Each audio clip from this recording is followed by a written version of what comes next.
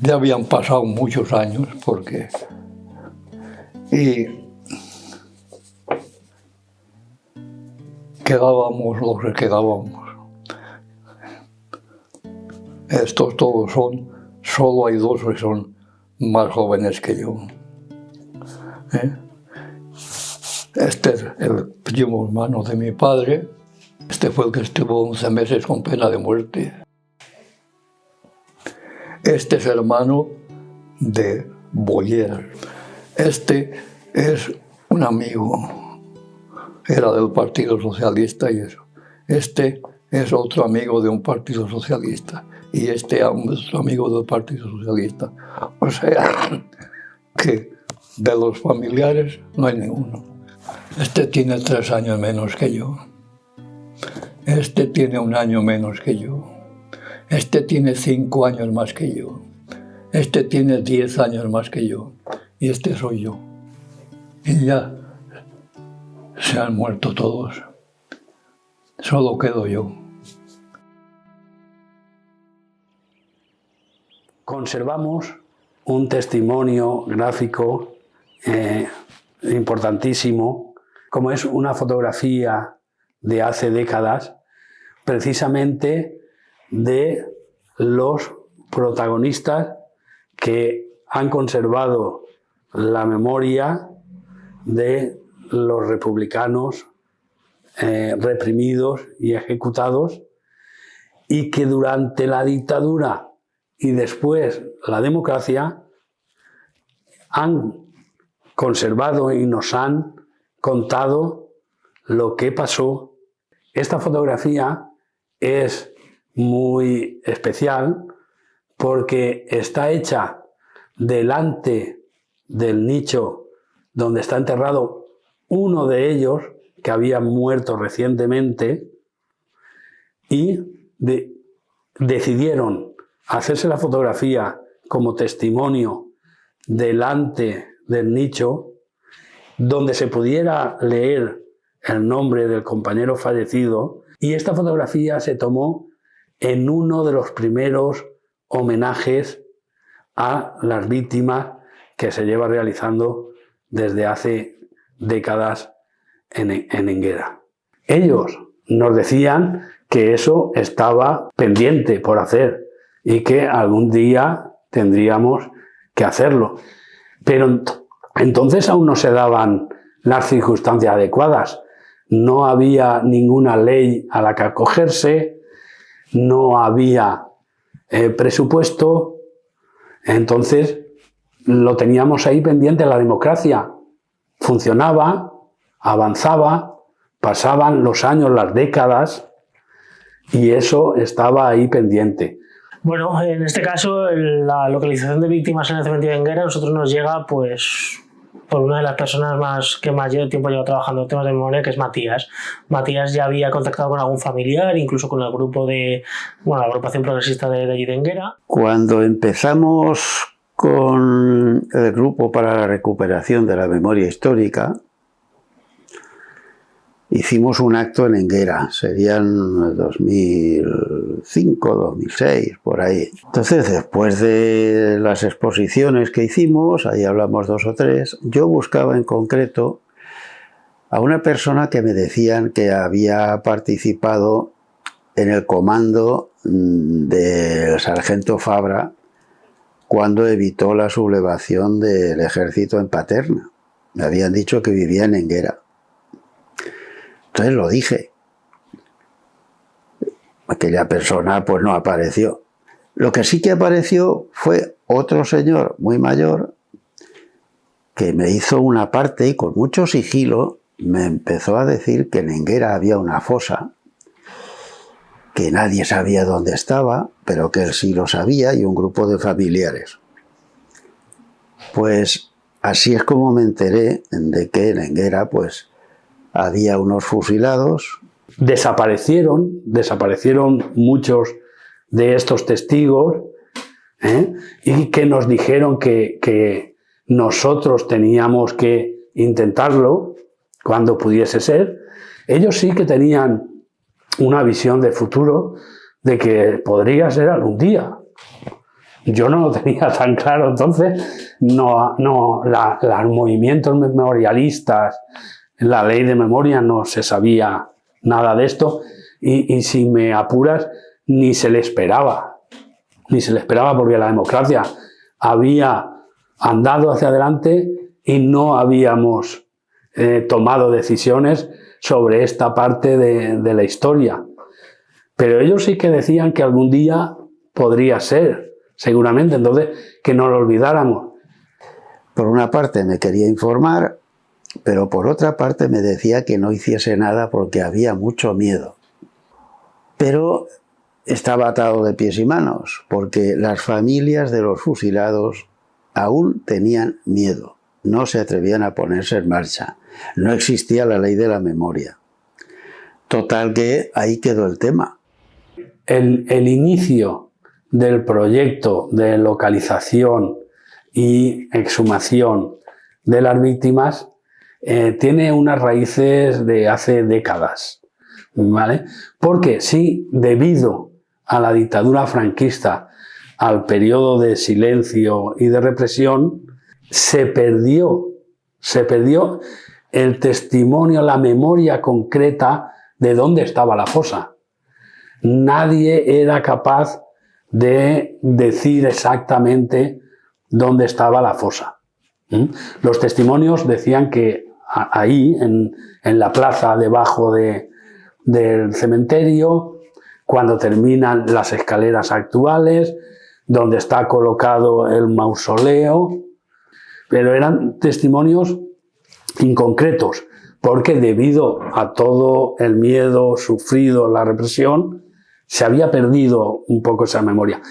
Se había perdido esa memoria, pero por otro lado, había habido personas, compañeros de algunas de las víctimas y hijos, sobrinos de algunas de las víctimas que sí que habían conservado la memoria de que esto había sucedido y que estaban enterrados allí y que algún día habría que recuperarlos y darles una sepultura digna.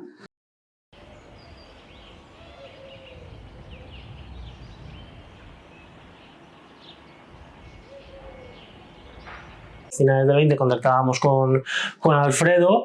Una vez se tenía claro qué es lo que se iba a hacer, pues ya se empiezan a buscar esas soluciones económicas para poder llegar. ¿Cuál es el primer inconveniente? El primer inconveniente es el Panteón de Albiñana. Recordemos los relatos históricos que hablan de que el panteón está construido intencionadamente encima de esa fosa, ¿no? Por lo tanto, para poder asegurarnos de que esa fosa no pisa, hay que levantar, excavar y delimitar qué pasa con el panteón y con la fosa, ¿no? Bueno, pues primero, pues evidentemente, si tienes que levantar el panteón, necesitas el consentimiento del ayuntamiento y el consentimiento de las familias. Se estuvo trabajando en ese proceso durante toda la primavera y prácticamente el verano del 21, hasta que se consiguió. Y bueno, paralelamente a eso también se trabajaba el tema de, bueno, vamos a intentar afinar un poco más la localización, que es donde entra el georradar, ¿no? El georradar fue más fácil conseguir el permiso y se pasó en julio del 21.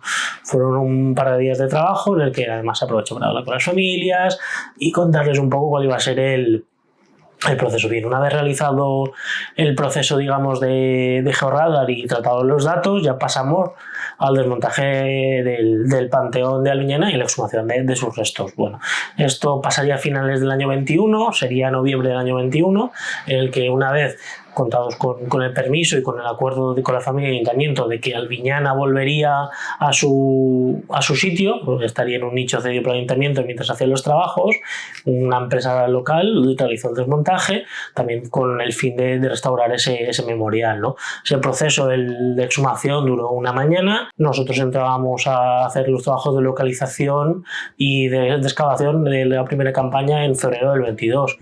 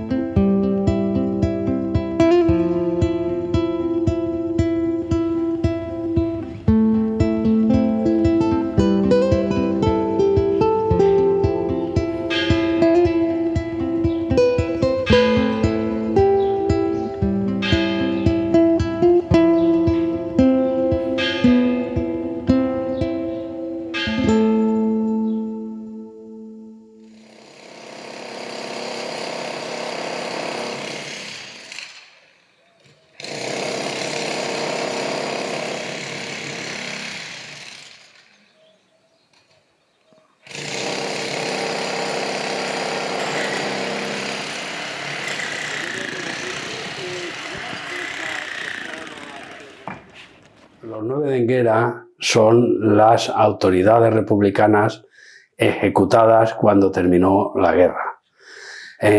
Pero no todos fueron ejecutados el mismo día. En Enguera se produjeron 3 sacas, que son 3 días diferentes de ejecución, y en cada saca fue un número diferente de asesinados. Se va al contenedor. Hola Matías, y meteremos las piedras en el siguiente contenedor y se van ellos. Las piedras, exactamente, sí, pasarlas para allá y las tiramos.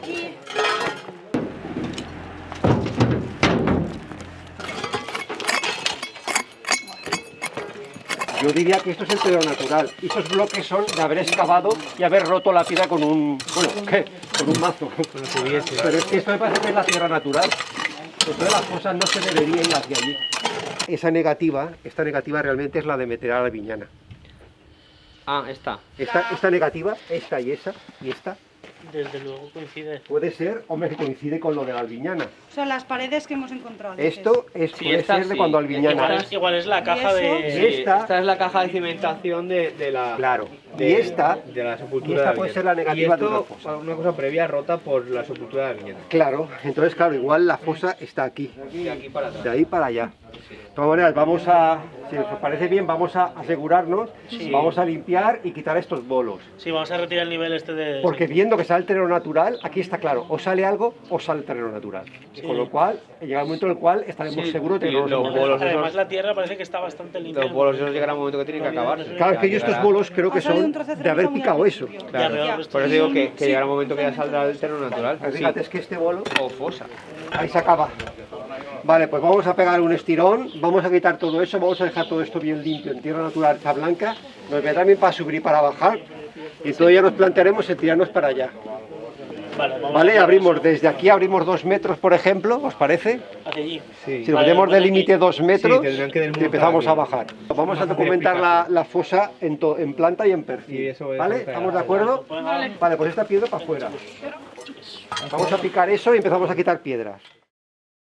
También las 3 sacas no se produjeron por casualidad, sino que tuvieron una intencionalidad clara.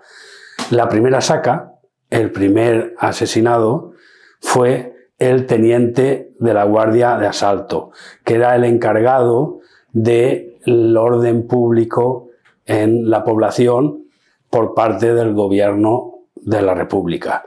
Entonces, esa primera saca, lo que hizo la dictadura, los vencedores de la guerra, fue eliminar al representante medio militar y del orden, ¿no?, policial de la República. Además, tiene una característica especial ese primer ejecutado, esa primera saca, y es que lo hicieron sin hacerle sumarísimo de urgencia, o sea, directamente lo ejecutaron.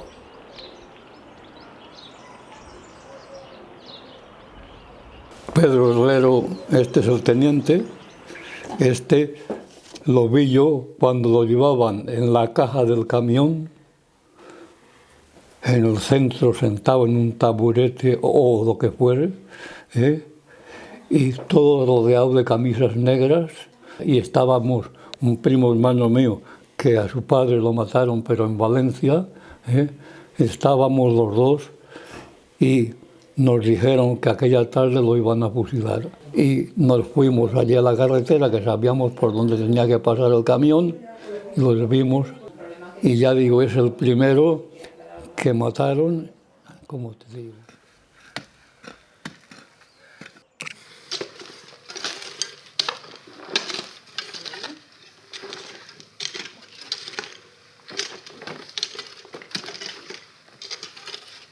De todas maneras, yo esto me lo bajaría 4 dedos largos.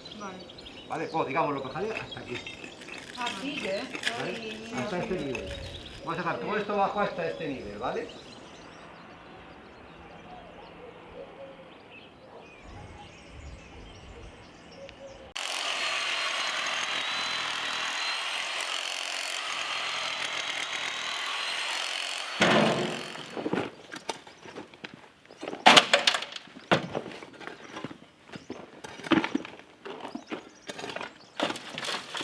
Bueno, como siempre explicamos, cada cementerio tiene una forma de funcionar, una forma de intervenir y depende de las personas que han estado trabajando allí y qué es lo que se ha creado desde un inicio. Muchas veces esa creación se ve alterada pues, por transformaciones como los nichos, pero en el caso de Enguera sí que es verdad que la zona de las fosas se ha conservado bastante bien. ¿Qué es lo que nos encontramos? Bueno, en un primer momento tú accedes allí y lo que ves a nivel de cota de suelo sin ir hacia abajo es una zona con muchas cruces, una zona muy utilizada, un sitio que va a ser evidente que hay muchas inhumaciones. ¿Cuál es la problemática que vemos desde un primer momento? Que aunque luego ya se viera más fácil, es una zona muy alterada. ¿Qué quiere decir esto? Que los enterramientos posteriores a la creación de esas zanjas, ¿no?, que siempre hablamos, está muy alterada, está cortada, se han hecho enterramientos encima, ha habido exhumaciones que cortan a esos enterramientos y por lo tanto ha habido un movimiento cementerial importante que ha, digamos, distorsionado la foto original, ¿no? Y eso hace que a la hora de entender el funcionamiento original pues cueste.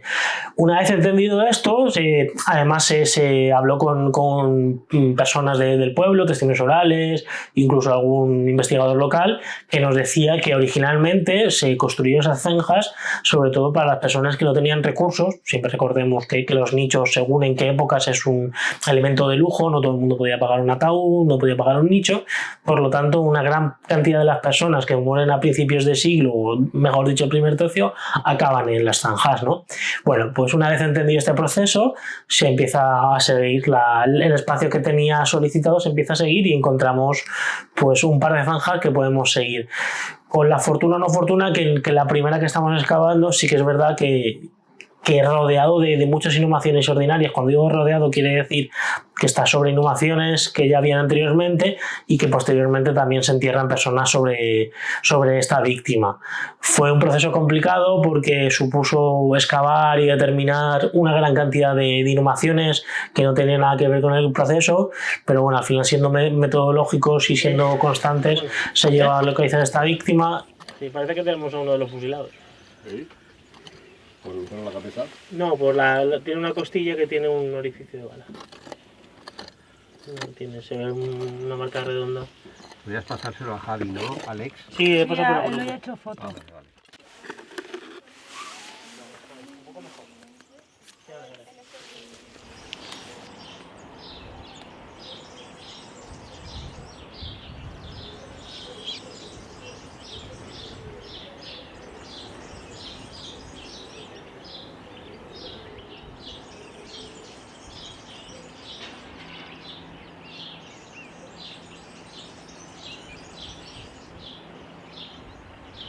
El teniente es el primero que fusila. Vale, entonces, No, pues si ya suponemos, si eso es así, es cierto, secuencialmente debajo no tienen que haber más. Pero vamos a verlo. Por eso te digo. Porque igual no lo es, igual tenemos bajo o están al lado, ¿vale? Además, no, si yo no. Quiero decirte, si es el teniente, es el primero. Los otros tienen que estar más allá, en teoría. O hacia allí. O hacia allí. Los 9 de Enguera sufrieron pues lo que sufrieron todos los fusilados y todas las víctimas, que es un proceso sin ninguna garantía jurídica, los tribunales no tenían ningún fundamento, eran militares, y fueron todos víctimas de la gran mentira. Esos procesos estaban todos ya dirigidos, todos se basaban en lo mismo. Cuando tomaban un pueblo, iban a por los de la idea. ¿Quién caía primero? Los primeros meses de la posguerra. Alcaldes, concejales, políticos. Digo políticos, diputados, sindicalistas, etc. Esos eran realmente el enemigo y por la experiencia que tenemos, Paterna es una prueba, son los primeros que van a las fosas, o a las cunetas, o a los barrancos.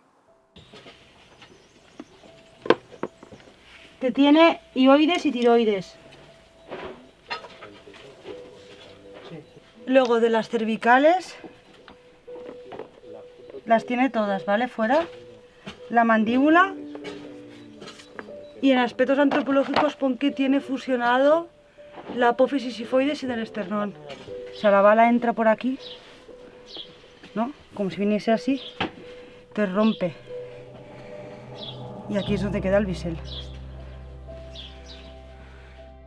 Todas las víctimas, en un primer momento, por supuesto, eran detenidos en sus casas porque todas las víctimas pensaban que no habían cometido ningún crimen y que no tenían por qué ser represaliados, y estaban tranquilamente cuando terminó la guerra en Enguera, porque en Enguera la guerra terminó pacíficamente.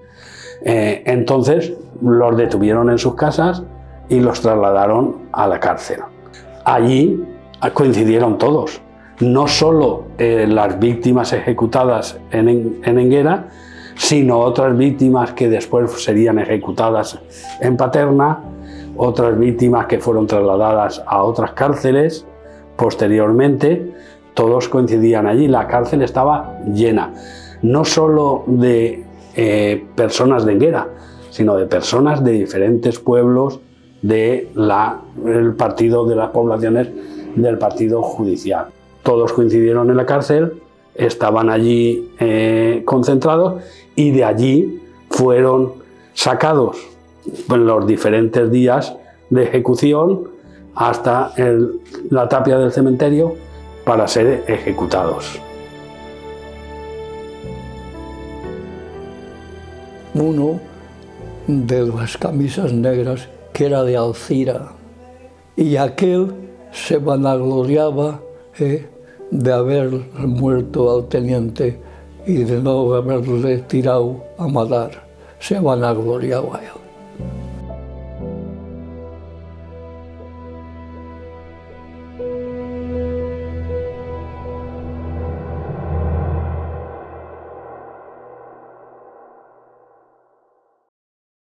En el cementerio de Enguera, además, hay otra historia extraordinaria, porque algunos sobrinos, hijos de víctimas represaliadas, pero ejecutadas en Paterna, estaban los restos de las víctimas ya en Enguera.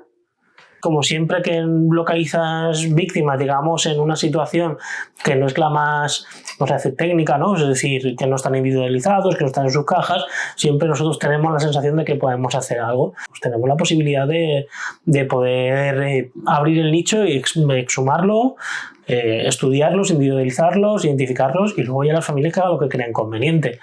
Y bueno, al final Alfredo empieza a hablar y a negociar con diferentes familiares y se llega a un acuerdo, ¿no?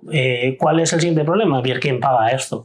Como comentábamos, la Diputación paga parte de la primera campaña, que recordemos que ya había pagado conseguir una parte, y accede también a realizar un convenio en el que se haga todo esto. Al final se firma un gran convenio en el que se acaba la primera campaña, se hace el tema de los nichos, y luego la segunda campaña con todo su proceso de identificación adelante, ¿no? La historia es que en 1969, en plena dictadura franquista, familiares de 5 víctimas de Enguera consiguieron recuperar los restos de sus familiares que estaban en una fosa en el cementerio de Paterna y trasladarlos a un nicho en Enguera. El cacique no lo podía ver porque él estaba allí en la empresa, eran varios hermanos, y a mi tío no lo podía ver porque mi tío cantaba milongas tal, y tenía genio y tenía, o sea, era una persona que lo tenía todo, o sea, excepcional. Y esa excepcionalidad fue lo que le llevó a la muerte, con un hijo tuberculoso de 21 años, una hija que tenía 13 años, y un hijo más pequeño. Lo dejaron allí, a los 3 sin padre y sin madre, y se lo llevaron. Y en el primer juicio ya lo sacaron. Y que le pusieron pena de muerte. ¿De qué lo acusaban? Pues él no había tenido nada más que un cargo, y era presidente de la Casa del Pueblo. Se reunieron la CNT, no, pero la UGT, el Partido Comunista, el partido del presidente, Fernando. Eso fue su muerte.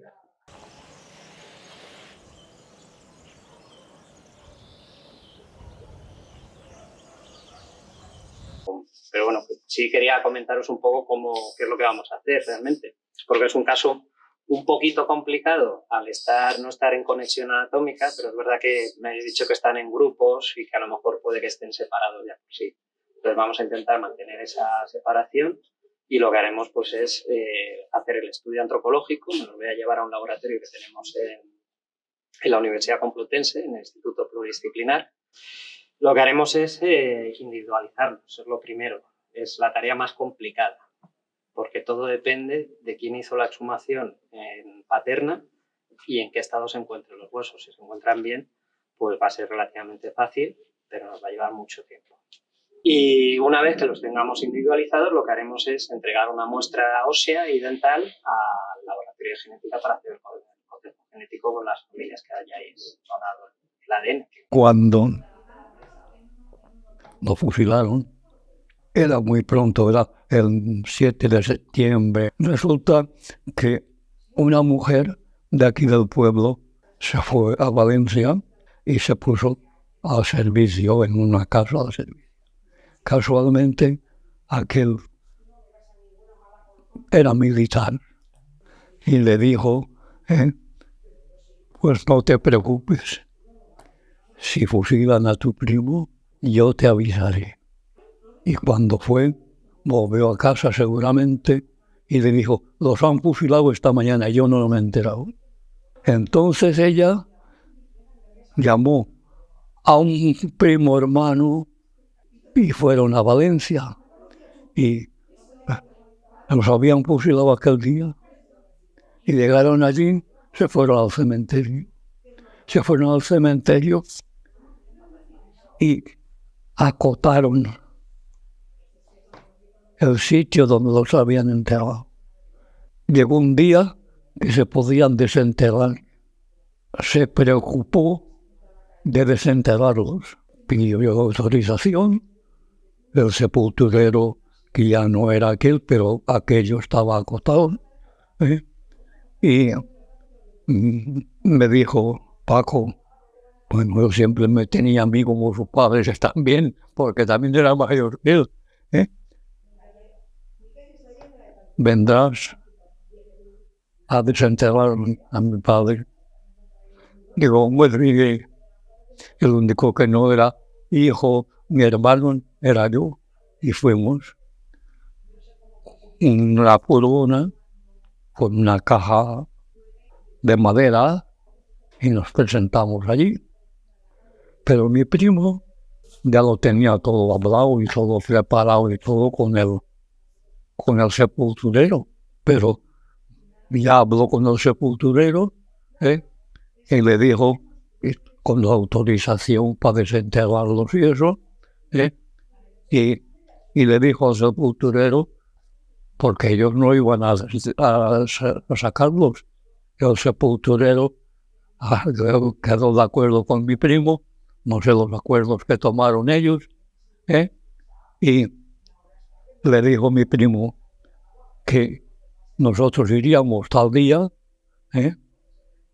a por los restos, que los enterraran hasta que salieran los primeros restos, los primeros, y que pagaran.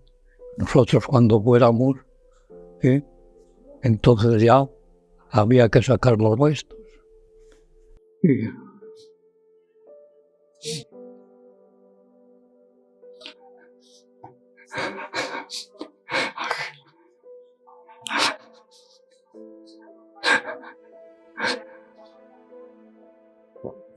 Aquello fue muy serio. estaban tres así. Y allí estaban los hermanos de uno, la mujer de otro, empezaron a sacar. Y claro, allí no se sabía lo que era aquello. Ya te puedes dar una idea. Lo que sí sabíamos es que cuando sacaron la cabeza de uno, enseguida una mujer que no tenía hijos, es mi marido. Y es porque le habían pegado un tiro en la guerra en la cabeza y sabía dónde tenía el agujero y lo cogió y enseguida con un pañuelo lo envolvió y tal y cual. Y así sacaron a uno que vivía aquí abajo, que estaban dos hermanos y una hermana y tienen una forma, la cara, que muertos igual que vivos, los huesos tal, y era, mira, como uno de los vivos era el muerto, otro. Y así se identificaron a todos. Tan solo había uno que la cara estaba era mi tío. No sé si porque era mayor, yo no sé, porque los otros eran más jóvenes, mucho más jóvenes, pero también sabíamos que era. Los cogimos todos, los metimos todos los restos en el cajón y nos lo trajimos aquí. Ya estaba el nicho preparado, los metimos y allí han estado hasta ahora.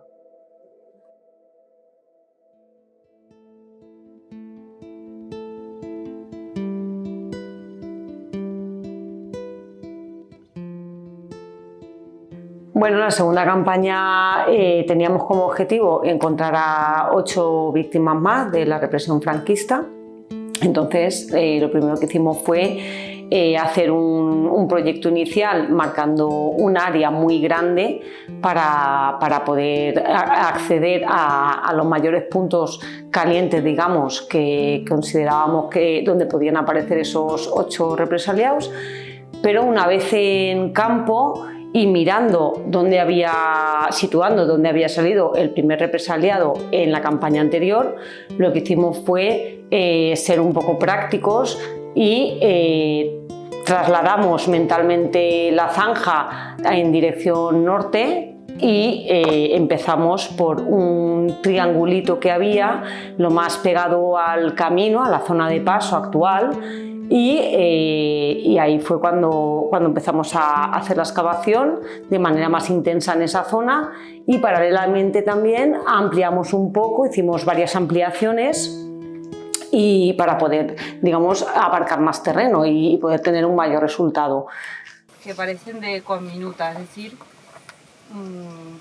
fragmentitos pequeñitos por algún trauma, que todavía no se sabe qué es, porque no he encontrado ni entrada ni salida de proyectil, eso seguro. Pero lo que sí se ha encontrado un proyectil en esta zona, por aquí. El primer individuo que nosotros localizamos en esta segunda campaña está a una cota de unos 2,65 metros, está inhumado en caja y está en decúbito supino. Nosotros luego, una vez hemos exhumado este cuerpo, seguimos excavando y a una profundidad de más de 1 metro salen los otros restos. Entonces, ¿qué es lo que que este contexto a nivel arqueológico de qué nos habla? Bueno, nos habla que tienen un relleno diferente, o sea, el relleno que acompañaba este primer individuo que localizamos no tiene absolutamente nada que ver con el relleno que acompaña a una negativa, que es una fosa común, digamos, porque ahí sí que localizamos a 4 individuos que estaban inhumados de manera colectiva, mientras que el primero que encontramos estaba inhumado de manera individual, a una cota mucho superior y con otro relleno. Esto nos hace tener una primera hipótesis, y es que este primer individuo que nosotros nos encontramos en esta segunda campaña correspondería seguramente con la persona que fusilaron en esta tercera y última saca del 39. los familiares aún lo tenían clavado en su corazón. Ellos sabían que tenían a un padre, a un tío, a un hermano desaparecido. Y sabían que estaba por ahí, por el cementerio de Enguera. No tenían que buscar en ninguna cuneta, tal, pero no sabían dónde, no podían acceder a él. No les habían dejado acceder a ellos. Era importante por ellos, lo más importante, para que descansasen en paz la familia con los restos de su familiar. Bueno, pues obviamente los que estamos aquí sabemos que este trabajo tiene un carácter humano, tiene un carácter, digamos, de intentar reparar, ¿no?, aquello que la dictadura rompió, ¿no?, que son las vidas de las personas que fusilaron. Entonces, ser ese elemento reparador de alguna manera, ¿no?, en las conversaciones que tienes a pie de fosa con los familiares, en escucharles, en abrazarles, ser ese elemento al final es un regalo para el profesional que está ahí, ¿no?, en la fosa, partiéndose un poco la espalda, ¿no? Entonces creo que esa recompensa, ¿no?, ese poder compartir este momento tan reparador es absolutamente maravilloso, ¿no? Estamos en un contexto de vulneración de derechos humanos y poder reparar un trocito, tan solo un trocito de sus historias de vida, es un regalo. Plantearnos por qué es importante, yo creo que ya no es un debate. O sea, el debate es por qué no se ha hecho ya esto.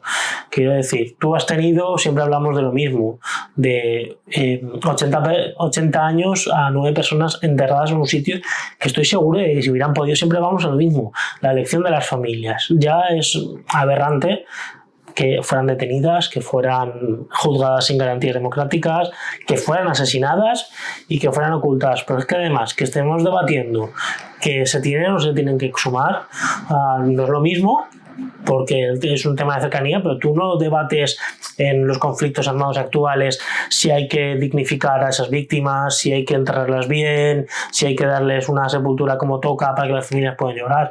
Pues en este caso es lo mismo, la diferencia es que como el tiempo ha cubierto este proceso, parece que sea algo menos importante y bueno, eso dejarlo ahí. Entonces en este caso yo siempre insisto en el que habla con las familias, tú les preguntas a las familias qué es lo que quieren, ellos qué te dicen. Ellos estoy seguro de que en el momento que tienen una mínima oportunidad van a querer. Ya no solo es el proceso de exhumación, de identificación, es lo que lleva de la mano. Es decir, tenemos que conocer lo que pasa. O sea, es esencial saber que en Enguera ha habido 80 años, 9 personas enterradas que fueron asesinadas y que fueron ocultadas, y eso se tiene que enseñar. O sea, sobre todo a la gente joven, que es lo que menos lo conoce, pero a cualquier persona de la sociedad tiene que saberlo. Yo creo que tenemos que empezar ya a dejar ese debate de por qué se tiene que hacer. O sea, no hay debate que valga, se tiene que hacer.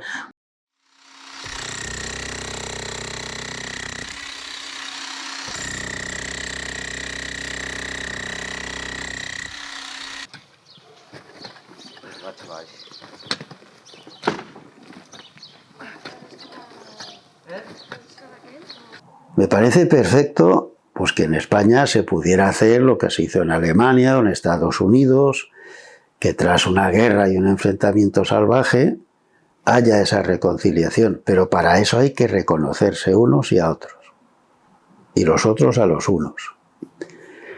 ¿Qué se le está diciendo a este inmenso colectivo que aún está buscando a los de las cunetas, los barrancos y las fosas en los cementerios? Que se callen, que dejen de pedir. ¿Para qué quieren sacar a los muertos de las cunetas con lo que cuesta eso? Que hay que perdonar, hay que tener concordia. Pero los que dicen eso, sus víctimas, que también los hubo, gente, soldados franquistas o incluso algunos asesinados en el 36 por ser católicos de derechas, etcétera, esos están hartos de honores, Las viudas tuvieron estancos, los hijos estudios pagados, hermanos y familiares empleos vitalicios en ministerios, mientras los otros, en el mismo pueblo, ¿qué tuvieron? Palo, mala vida, exclusión, tener que salir a pedir, etc. Y hasta el final de sus vidas no saber lo que pasó con su padre o con su abuelo. Pues yo entiendo que para poder avanzar todos, en el caso de que se quiera reconciliar o perdonar, se tiene que hacer habiendo restituido o reparado a ese inmenso colectivo que aún no saben qué pasó con su padre. Entonces, esa también es una de nuestras labores, ayudar a esas personas a cerrar su herida y a partir de ahí, cuando hayan encontrado esa paz, ese descanso, etc., ellos que decidan.